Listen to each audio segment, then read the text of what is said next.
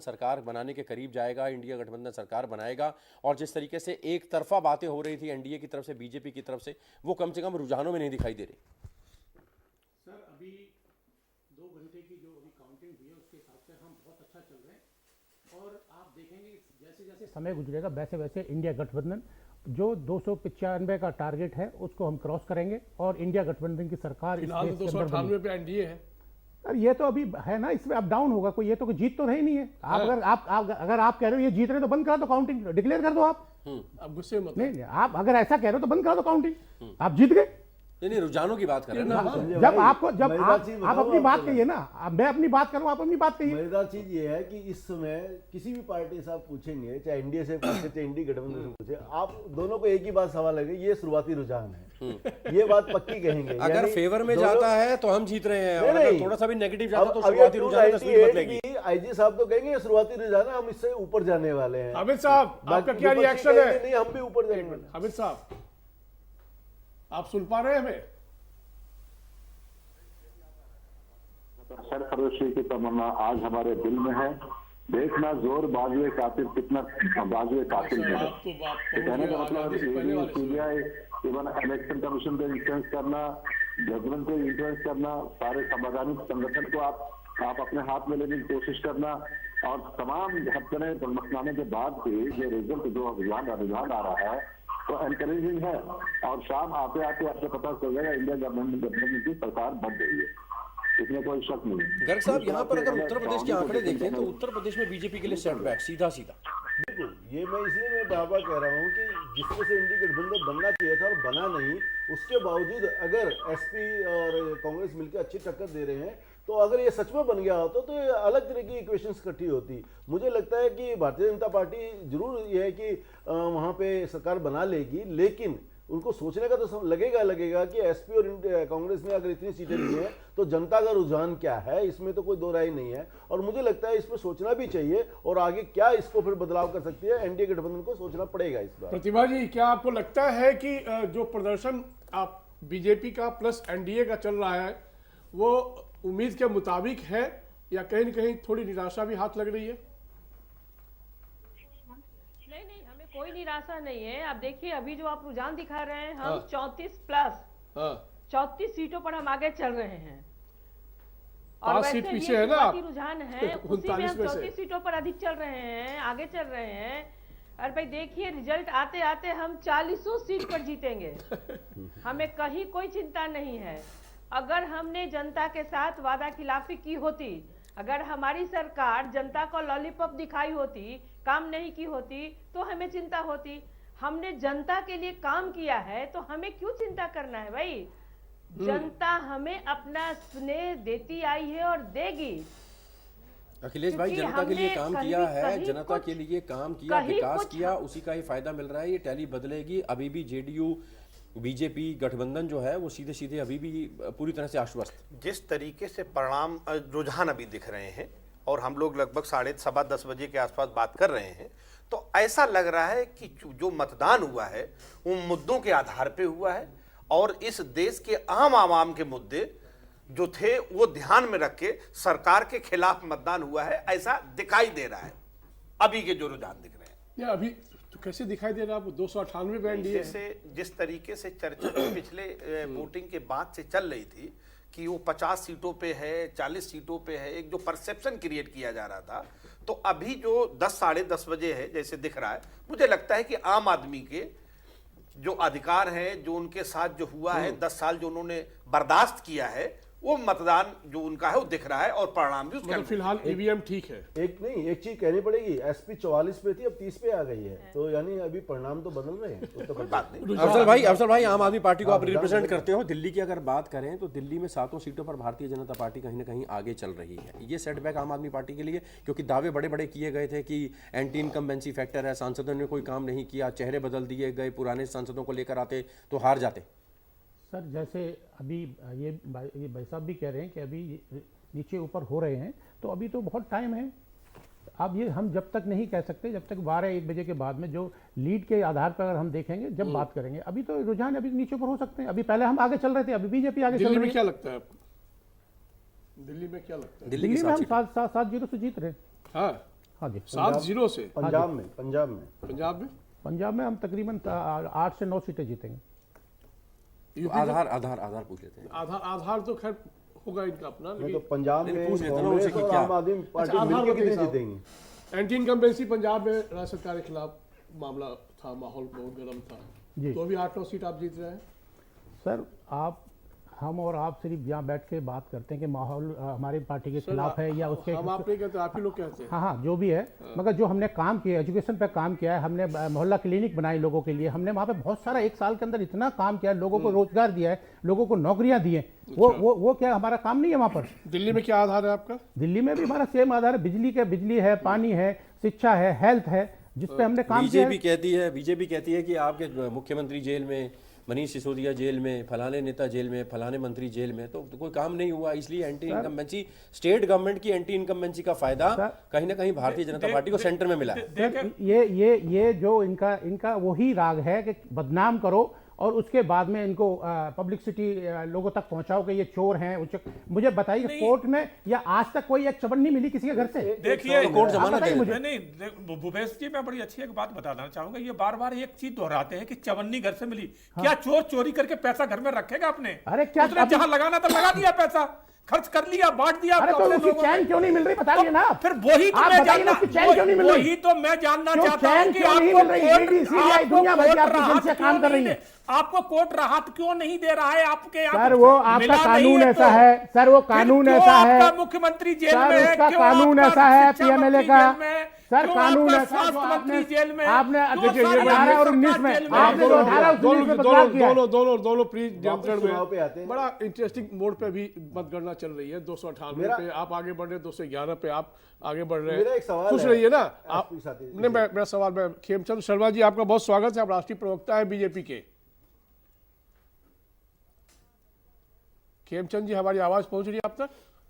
हाँ जी, आवाज आ रही है आपको? हाँ बिल्कुल सर, ये बताइए। आपको आ रही जी है बिल्कुल आ रही है सर। पहले ये बताइए, रुझान को लेकर क्या आपकी प्रतिक्रिया है? और दूसरा, हमारे आपके इंडिया गठबंधन के जो साथी गण हैं, उनका कहना है कि दिल्ली में 7-0 से वो जीतेंगे, पंजाब में कम से कम 8 या 9 सीट आम आदमी पार्टी को आएगी, और उत्तर प्रदेश में 50-50 का मामला है, बिहार में भी आप लूज करने जा रहे हैं, क्या कहेंगे? देखिए, दिल्ली में इनका सुपड़ा साफ होने वाला है। दिल्ली में कोई काम नहीं हुआ है। केजरीवाल जी अभी भी सीएम बने हुए हैं और उनके पास कोई राइट नहीं है, कोई जनता ने चुनाव तो सीएम बनेंगे ना भाई। नहीं हो रहा है, कोई काम नहीं हो रहा है। दिल्ली प्यासी है, आधी से ज्यादा दिल्ली आज खरीद के पानी पी रही है। 2 दिन में, 3 दिन में, 4 दिन में पानी आता है। डीटीसी जो आईसीयू में है, आधी से ज्यादा डीटीसी की बस रोड पे खड़ी होती है, क्योंकि वो अपना जीवन काल जी चुकी है। किस आधार पर ये कहते हैं कि जीत जाएंगे? नई किताब कॉपी मिली है, और जो ग्रीनरी होती थी, ग्रीनरी पूरी तरीके से खत्म हो गई है। हर जगह बुरा हाल है, हाहाकार है। और मैं आपको बता दूं, वही आदरणीय प्राइम मिनिस्टर मोदी जी के जो काम है वो दिल्ली में जन जन तक पहुंचे हैं, और सिर्फ मोदी जी के काम ही दिल्ली में दिखाई देते हैं, चाहे वो मेट्रो का अफजल खान, 7 सीटें जीतने का आप दावा कर रहे थे, 7 सीटें जीतने का बीजेपी दावा कर रही है और आधार भी बता रही है, क्या कहेंगे? सर अब इन्होंने बहुत अच्छे काम किए, इन्होंने बहुत सारे काम किए हैं। मोदी जी 7,500 वोटों से पीछे चल रहे हैं बनारस के अंदर, तो मुबारक हो इनको। ये चीज इनका यही आधार है, तो मुबारक हो। आज जब केजरीवाल जी आए थे तो कहा था बोला जमुना साफ कर देंगे, क्या जमुना साफ कर पाए? ये गीत गा रहे हैं कि हमने इतना काम कर दिया, हमने इतना काम कर दिया, आपने, और आज क्या आप दिल्ली में एक रोड आपने नहीं बनाई है? दिल्ली में आपने एक रोड नहीं बनाई है? दिल्ली में पानी पीने का आप दे सके, आज जो हरियाणा पानी नहीं देता दिल्ली को, कर सके, पॉल्यूशन मुक्त जो हरियाणा ने कर रखा, सुप्रीम कोर्ट ने टूटी पड़ी है, मीटिंग के लिए बोला है। अच्छी नहीं है। दिल्ली की गलियां गंदगी से भरी पड़ी है, मलबे से भरी पड़ी है। ये सब मानना चाहिए आपने, झूठ बोल के दिल्ली में शाम के बाद, और दिल्ली को आपने नर्क में डाल दिया। आज शाम के बाद जो दिल्ली का सबसे जो एलजी जिस तरह से काम कर रहे हैं ना, शाम के बाद गर्ग साहब आ रहा हूं आपके पास, दोनों के पास आ रहा हूं। गर्ग साहब, बिहार और झारखंड में भारतीय जनता पार्टी कहीं ना कहीं लाज बचाती दिख रही है। नहीं, मैंने कहा बिहार में तो कुछ ना कुछ लूज ही करेगी, लेकिन झारखंड में उससे भी बेटर कर रही है, इसमें कोई शक नहीं है। देखिए, जहां भारतीय जनता पार्टी पहले ही पीक पे थी, वहां पे उसके पास गंवाने के लिए बचाने के लिए झारखंड में भी तो पीक पे ही थी। नहीं, 14-12 पहले पिछले बार थी। नहीं, झारखंड में भी अभी उससे ऊपर तो नहीं जा सकती ना, उससे लेकिन नीचे ही है, झारखंड में अपनी उससे इज्जत बचा रही है। लेकिन मैं मानता हूँ 4 से 5 सीटें बिहार में लूज करेगी। 39 सीटें नहीं आने वाली हैं जेडीयू और बीजेपी की, 4 से 5 सीटें जाएंगी कांग्रेस और आरजेडी के पास, मेरा ये ऐसा मानना है। पूजा, झारखंड को लेकर कुछ अपडेट है आपके पास? कौन है? पूजा, बिल्कुल संजय जी, झारखंड को लेके अगर यहाँ पे कोई अपडेट मिल पा रहा है तो प्लीज बताएं जरा। गीता कोड़ा पीछे चल रही है, अब कितने वोटों से चल रही है अभी आपको अपडेट देते हैं। ठीक है, 14 सीटें झारखंड में फिलहाल नजर बनी हुई है संजय जी। गीता कोड़ा फिलहाल बता रहे हैं बीना जी की ओर से कि वो आगे चल रही हैं। और कोई अपडेट यहाँ पे मिल पा रहा है? पंजाब हरियाणा का जरा बताएं। जी जी, पंजाब में इस बार मुकाबला बहुत दिलचस्प हुआ क्योंकि 13 की 13 सीटों पर इस बार भारतीय जनता पार्टी, आम आदमी पार्टी, कांग्रेस, श्रोमणी अकाली दल सबने अलग अलग प्रत्याशी उतारे थे। और बात की जाए खडूर साहिब सीट की तो यहाँ पर मनजीत सिंह का मुकाबला यहाँ पर लालजीत सिंह बुल्लर से था। लेकिन यहाँ पर अपडेट मिल रहा है कि अमृतपाल जो निर्दलीय चुनावी मैदान में उतरे थे वो यहाँ पर 34,000 मतों से आगे चल रहे हैं इस सीट को लेकर। हालांकि आप जान पाएंगे क्योंकि ये जो प्रत्याशी थे इनका नाम जो है खालिस्तान समर्थकों के साथ जुड़ता रहा है और ये सीट पर इनका आगे बढ़ना। और साथ ही साथ पंजाब की 13 सीटों को लेकर एक और अपडेट दे दूं क्योंकि इंडिया गठबंधन जो है यहाँ पर 10 पर बढ़त बनाए हुए हैं पंजाब में। पंजाब से बहुत उम्मीदें हैं इंडिया गठबंधन। बिल्कुल, क्योंकि इस बार सबसे बड़ा सवाल यही उठ रहा था कि जहां पर आम आदमी पार्टी और कांग्रेस। पूजा, हरियाणा के बारे में बताएं। हरियाणा ओवरऑल जी जी 7 सीटों पर कांग्रेस बढ़त बनाए हुए है। लेकिन खट्टर जो है करनाल से आगे चल रहे हैं, दीपेंद्र हुड्डा रोहतक से आगे चल रहे हैं। लेकिन 7 सीटों पर कांग्रेस का गठबंधन जो गठबंधन है वो बढ़त बनाए हुए, क्यों जबकि पिछली बार 10 की 10 सीटें बीजेपी के हाथ में थी। इस बार पिछली बार 10 की 10 के साथ सीटें जो है वो भारतीय जनता पार्टी के खेमे में थी। लेकिन अभी रुझानों में ये बताया जा रहा है संजय जी कि 7 सीटें जो है वो बीजेपी के खेमे में जाती नजर आ रही हैं और 3 सीटें जो है वो कांग्रेस के पास आती नजर आ रही हैं। दिल्ली की भी 7 सीटों की अगर बात की जाए तो दक्षिणी दिल्ली खासतौर पर यहाँ थोड़ी सी काफी टफ जो फाइट देखने को मिल रही है। साथ ही साथ चांदनी चौक सीट की अगर बात की जाए तो जेपी अग्रवाल जो है यहाँ पर कांग्रेस के प्रत्याशी थे। बताया जा रहा है कि फिलहाल वो यहाँ पर प्रवीण खंडेलवाल के मुकाबले में आगे चल रहे हैं कई भारी मतों से। और साथ ही साथ अगर बात की जाए उत्तर प्रदेश की तो उत्तर प्रदेश की गाजीपुर सीट, क्योंकि ये काफी हाई प्रोफाइल सीट भी है और साथ ही साथ मुख्तार अंसारी के निधन के बाद यहाँ पर उनके भाई अफजाल अंसारी जिनको कहा जा रहा था कि वो यहाँ पर संवेदना बटोर सकते हैं और इस सांत्वना वाले जो वोट होते हैं वो खींच भी पाएंगे। और जानकारी मिल रही है कि यहाँ पर 3,000 मतों से वो आगे चल रहे हैं और पारस नाथ राय जो है वो भारतीय जनता पार्टी के प्रत्याशी वो पीछे चल रहे हैं। बिल्कुल पूजा, ये मुरादाबाद की सीट है वो तो थोड़ी सी दिलचस्प इसलिए है कि वहाँ बीजेपी के कैंडिडेट कुंवर सर्वेश सिंह की मतदान के बाद डेथ हो गई थी। लेकिन वहाँ सपा की कैंडिडेट रुचि वीरा बढ़त बनाए हुए हैं और लगभग 5,000 वोट से वो आगे चल रही हैं। गर्ग साहब, यहाँ पर सवाल ये उठ रहा है कि जैसे ये माना जा रहा था कि भारतीय जनता पार्टी को अगर हिंदी पट्टी राज्यों में थोड़ा सा डेंट लगता भी है क्योंकि तमाम जगह पूरी सीटें जीती हुई थी, तो ये माना जा रहा था कि कहीं ना कहीं कोई ना कोई कमी जरूर रहेगी, एंटी इनकम्बेंसी का फैक्टर जरूर दिखाई देगा, तो वो कमी कहीं ना कहीं दक्षिण भारत पूरी करेगा। तमिलनाडु से वोट मिलेंगे, केरल से वोट मिलेंगे, कर्नाटका में अच्छा करेगी भारतीय जनता पार्टी। लेकिन वहां पर भी मायूसी हाथ लगी और यहाँ पर भी कहीं ना कहीं दिक्कतें बीजेपी के लिए। कर्नाटका में तो गेन करने की पोजीशन नहीं थी उनकी, क्योंकि कर्नाटका में तो पहले से वो 28 में से 25 सीटों पे ऑलरेडी जीते हुए थे। जो गेन करने की जरूरत लग रहा था कि केरला में अपना खाता खोलेंगे 2 से 3 सीटें जीतेंगे, तमिलनाडु में 4-5 सीट जीतते हैं, तेलंगाना बेटर कर सकते हैं, आंध्रा बेटर कर सकते हैं, उड़ीसा बेटर कर सकते हैं।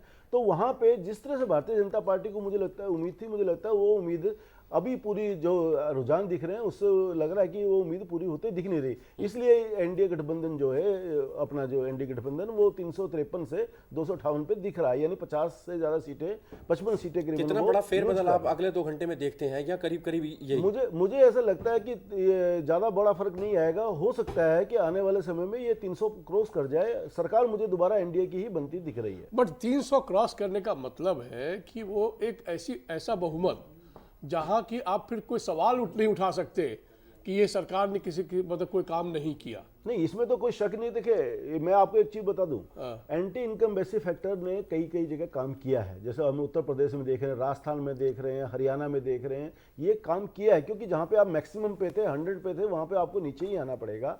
लेकिन ये बात भी सही है कि जिस तरह से विपक्ष ने धारणा बनाई थी कि कुछ नहीं हुआ, कुछ नहीं काम हुआ, तो कम से कम ये जो रुझान है ये तो ऐसा नहीं मानते। अगर सरकार रिपीट हो रही है तो इसका मतलब देश में को अभी भी मोदी पर खेमचंद शर्मा, अगर सरकार रिपीट होती है तो कहीं ना कहीं देश को मोदी पर भरोसा है। अगर उत्तर प्रदेश की बात करें, वहां पर कौन सी एंटी इनकम्बेंसी है जो दिख रही है?